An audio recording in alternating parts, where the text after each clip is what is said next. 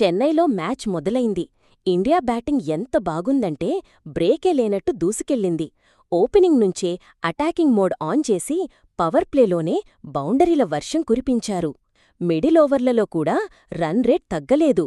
ఒక్కో ఓవర్లో ఒక 6 తప్పకుండా వస్తుందేమో అన్నట్లు ఆడారు. స్కోరు 200 దాటేసరికి జింబాబ్వే ప్లేయర్ల ముఖాల్లో ఇదేంటి బాస్ అనే భావం కనిపించింది.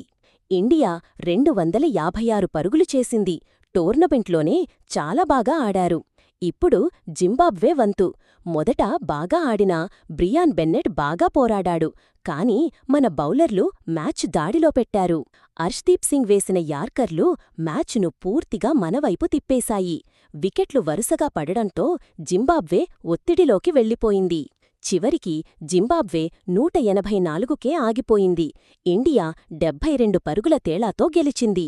ఈ గెలుపుతో ఇండియా సెమీఫైనల్కి బాగా దగ్గరైంది. ఇదే ఫామ్లో కొనసాగితే కప్ గెలిచే అవకాశాలు బాగా పెరుగుతాయి.